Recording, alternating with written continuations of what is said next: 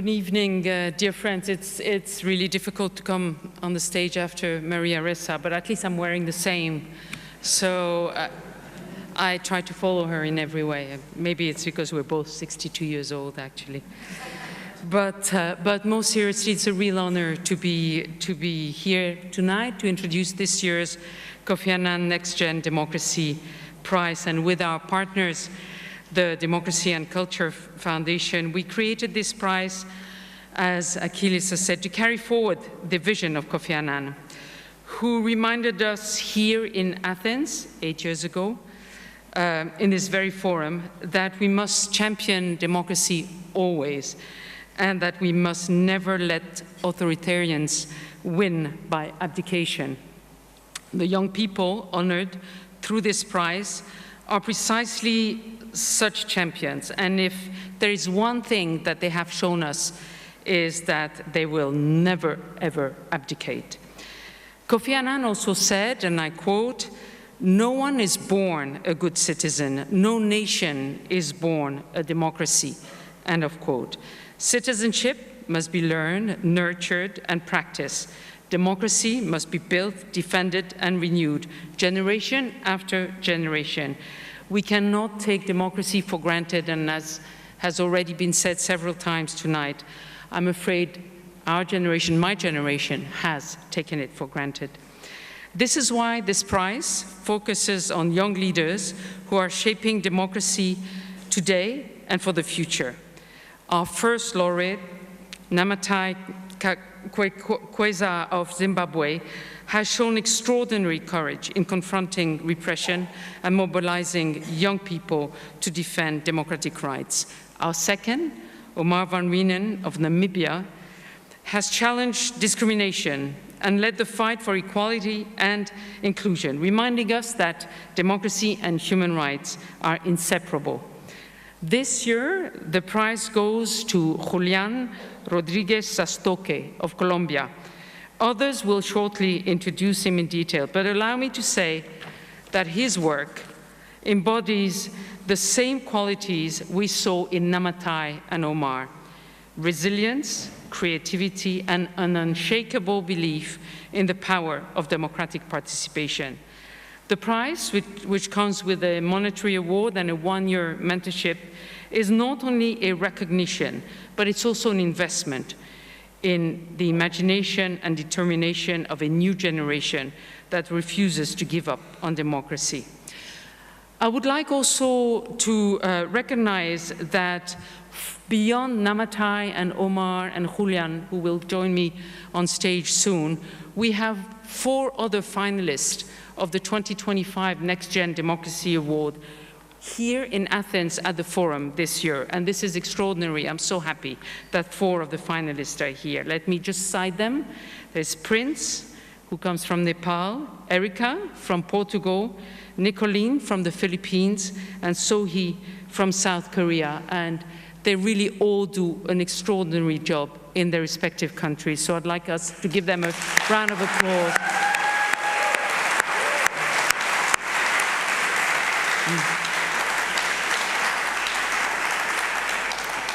So now, please join me in celebrating the 2025 Kofi Annan NextGen Democracy Prize and in welcoming the young leaders who continue to show us that the struggle for democracy is alive, is global, and is urgent. Thank you.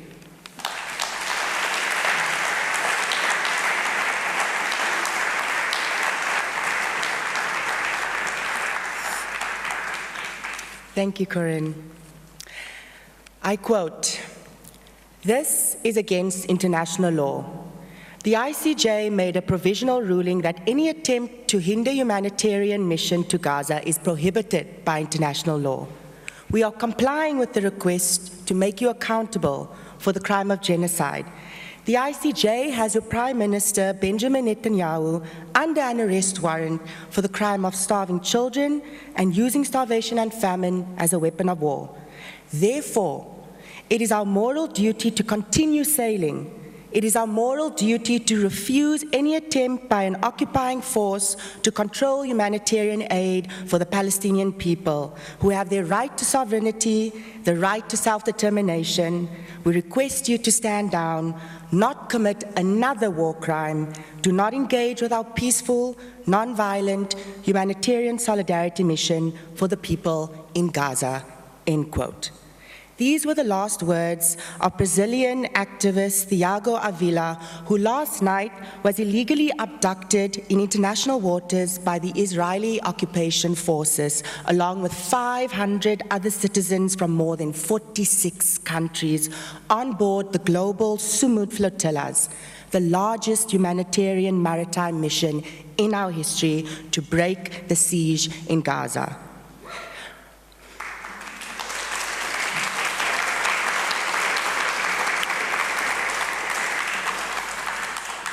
And when our governments are complicit to genocide, and while the navies of Spain and Italy have turned their backs on international human rights law, the brave citizens on board the flotilla are our voice. We do not know where they are, we do not know if they are safe, we do not know if they are alive, but they have shown us that when the people are united, they will never be defeated, and that humanity will win when Palestine is free.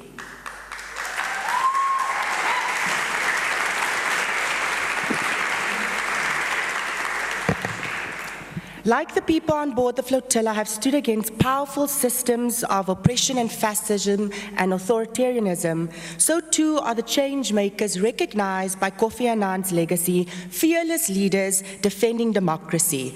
In Zimbabwe, we mobilize communities to protect civic space and hold autocracy to account. In Namibia, we uplift queer voices to resist democratic backsliding against state-sanctioned homophobia.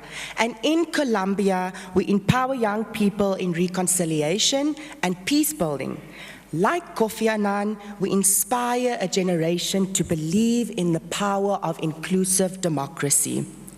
It is my deepest honor to stand here as the 2024 laureate of the Kofi Annan NextGen Democracy Prize. When Queer Youth of Namibia received the award last year, it was more than a recognition.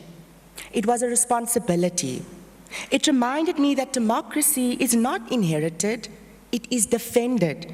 It is not given, it is built every day by ordinary citizens with extraordinary courage. From on-board flotillas in the Mediterranean seas heading to break the siege, to queer youth of Namibia fighting for liberation to ring in the halls of the Supreme Court. Defending democracy is not just based on unconditional respect for human rights. It is not a choice, but it is a necessity. And in Namibia, this award gave our youth-led movement the visibility and legitimacy to keep pushing for equality, even in the face of resistance. It opened doors to new allies, and it reminded our people that they are not alone, and that the world is watching, standing with us. The award fueled our petitions that ended up vetoing anti-LGBTQ bills, and the award supported the launch of 2 new civil rights cases, which we are going to win.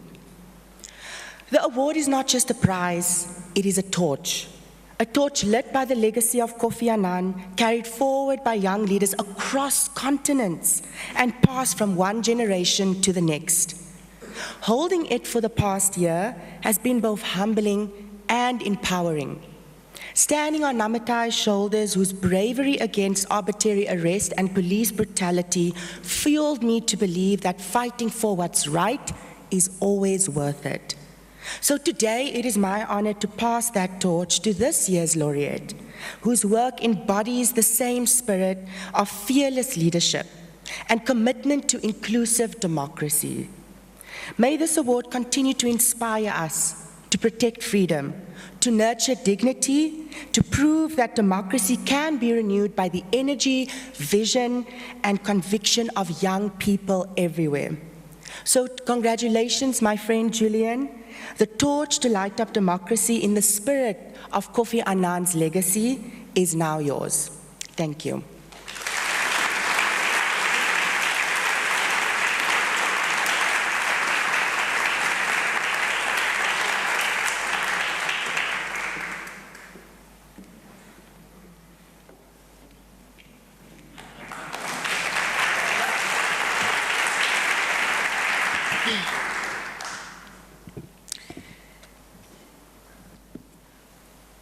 Good evening, friends.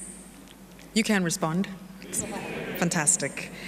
So I'm very excited to be here, not only as the inaugural Kofi Annan NextGen Democracy Prize winner, but this time around as a committee member, as part of being the jury that was responsible for this particular selection. I start off with a quote from Kofi Annan, who said that you are never too young to lead, and you must never doubt your capacity to triumph for others if not. And the person that we are going to be presenting this award to is an individual who has triumphed where many have not. The process of this particular selection this year, as in many other years, has been very thorough and rigorous. To my understanding, we had over 100 nominations. So from the time that this award started, the numbers have significantly increased, which is showing the growing popularity of this particular award, but also an indication that we are not in a drought of young people who are doing exceptional work around advancing democracy around the world. Having said that, we had a team of experts who went on to then go through, sift through all of these applications, and they were using the values of this particular award and the values that were embodied in Kofi Annan himself. And from all of these applications, they were narrowed down to 13. Now, of the 13, us, who were the jury and the selection committee, were invited to then go through. And I must say that these were some of the finest nominations we have seen, a clear indication that we are not in a drought of democracy actors and the future is in safe hands. So before I proceed to the next part of the selection process, I just wanted us to give a round of applause to the 13 who were shortlisted.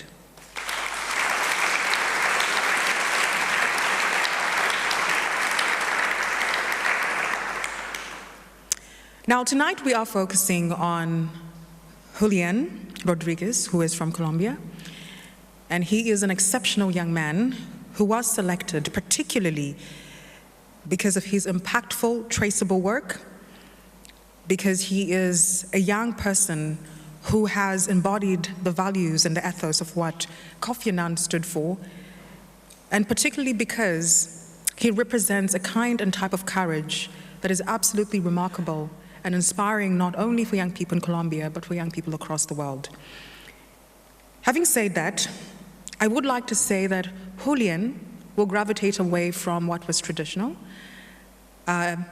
What has come before him is that we who are in civil society and who are activists are the previous awardees, but he is an active young politician, and that is an amazing gravitation away from what was traditional. So we are happy for him, who is actively involved in politics and actively involved in ensuring that his community is strengthened, and also he advances the work for young people in his country. I will end by saying that this is a full circle moment, and the legacy of Kofi Annan would definitely be continued. And it is our belief and hope that even as this award continues, we will continuously have more young people who are inspired to act, as we have seen Julián himself acting in his own country. I will stop here for now.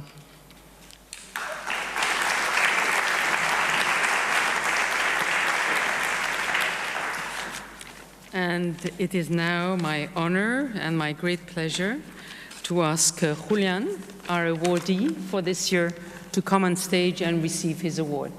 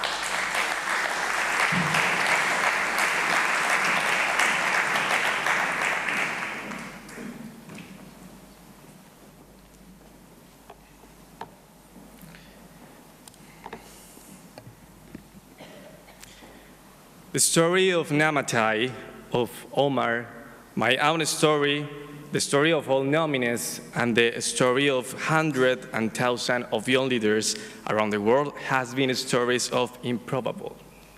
Stories of hardship, of effort and persistence, stories of courage that against all odds manage to defend ideas, to mobilize others, and to achieve both small and great victories. Even when it means risk one's life, facing persecution, confronting corruption, and standing up for powerful interests. But these stories must cease to be improbable. It should be the very purpose of democracy to ensure that thousands of young people can embrace leadership as a way of life, without fear, with the necessary guarantees to can defend their causes, the freedom to transform reality and society. This recognition is not only about individual journeys, but about the collective power of a generation that refused to give up on democracy. Around the world, young people are showing that democracy is not an abstract ideal. It's a living practice from the classroom. It's a living practice in the communities, in the streets, and in every space when their voice had to be heard. At the time when democracy's values are under threat, this is a reminder that the future of democracy depends on the courage, the imagination, and the persistence of young leaders everywhere. So we have a huge responsibility, and our creativity is the most important tool to can face the Century 21 challenges. Kalispera, good evening. I wish to express my gratitude for the organizers of this award, the Kofi Annan Foundation, Mr. Corinne and Mr. Declan, the Democracy and Culture Foundation, and its fantastic forum, Mr. Achilles, Mr. Skim. I want to say thank you to the New York Times, to the distinguished jury, to my teammate and soulmate, thank you for being here with me. And of course, to the field that I can feel for my peers, my mentors, my family, who have been constant source of strength and encouragement. These recognitions belongs as much to them as it does to me. Because leadership never is a solitary path. It's always sustained by a community. Above all, I want to dedicate this prize and award to the countless young leaders across the globe who continue to rise, often in silence without recognition, to defend freedom, justice, dignity. Your courage and convictions, your dreams transcend borders. This award is in truth a tribute to our resilience and our unbreakable ties of solidarity that connect us in the purpose for a more just and democratic world. Let it be an occasion to speak about my people, the people of Colombia, a mega diverse and beautiful country, a land of majestic mountains, the Amazonas rainforest, of shore washed by both Caribbean and Pacific Ocean, a land of warm people, hardworking and talented, such as Francisco Asilvino from Tejido Rebanca, two fantastic youth entrepreneurs and artisans who made this beautiful, unique handmade coat, a beautiful piece and suit named Ruana in Colombia that is inspired in the clothes that use our peasants and farmers to work every day to protect from cold, but also to keep warm our dreams. It has taken, for me, more than 20 hours to arrive here today, and 29 years, of course. But I come carrying stories worth sharing with you, of a generation determined to shape a different future.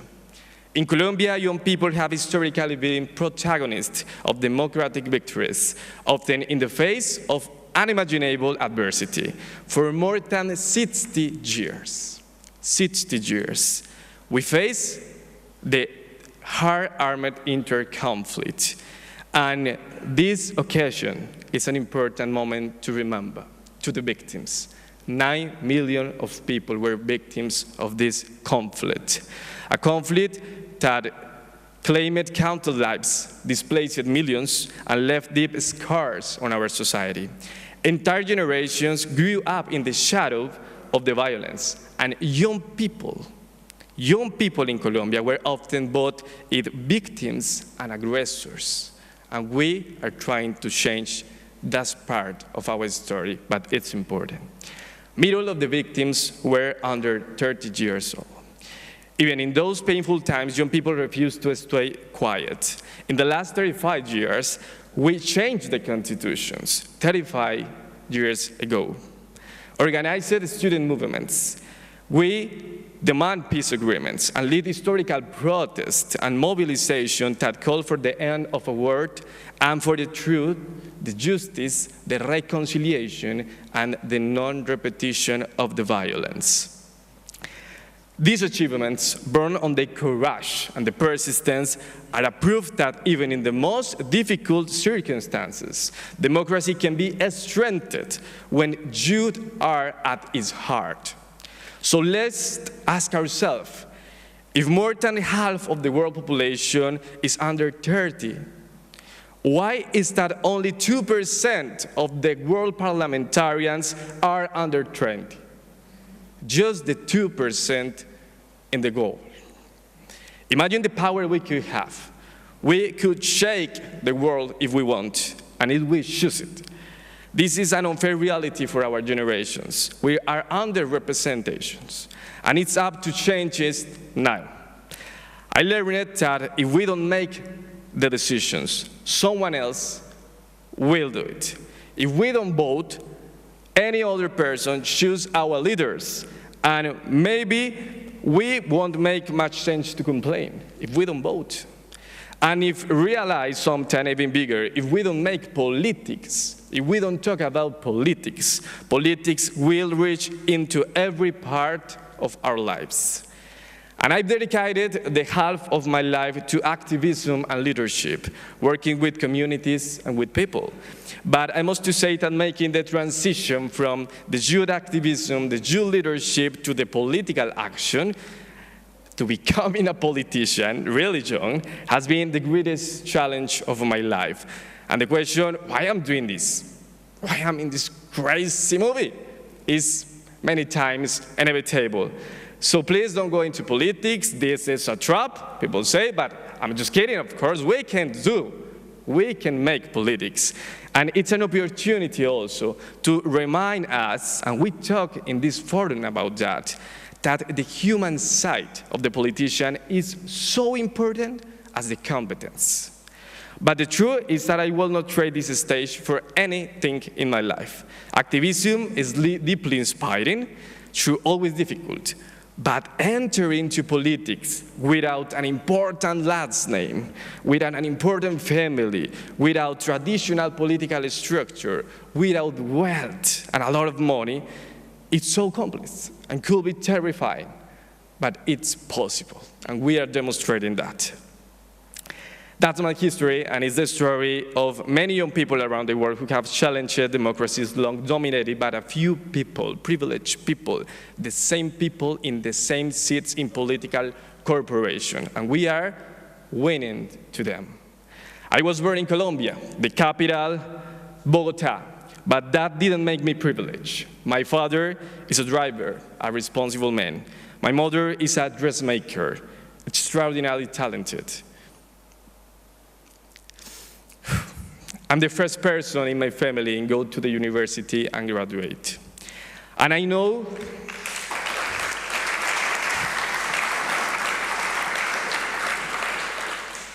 I went to public school and grew up in a neighborhood full of difficult stories and many needs.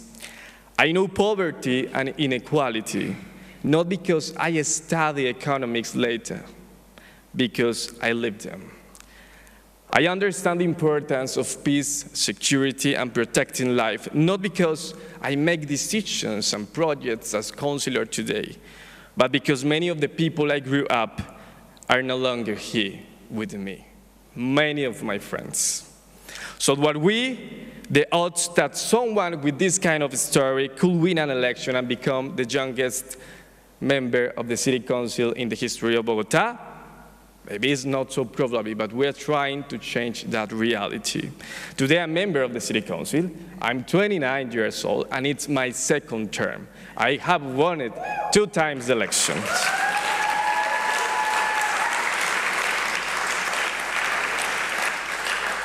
And it's the main reason why I love what I do, because it means that many more, hundreds and thousands more of stories like mine can occupy a space of decision-making one day. And today I want to share with you part of what we are doing to make that goal possible before I end this speech. 10 years ago, I led and pushed for Colombia's youth citizen law, the first in our history, which created new rights and the national system of youth participation, and the most innovative mechanism in the world for youth, the youth councils, that allow citizens between 14 and 28 years vote and elect between them as local youth councilors in all the municipalities in Colombia, serving for 4 years as interlocutors with local governments. In the first election 4 years ago, we achieved over 12,000 young people elected from NGOs, political parties, independent candidates, and with guaranteed seats for indigenous, Afro-Colombian, and rural youth. As a councilor, I have always believed that civic education is the key to confronting the challenges that threaten democracy today.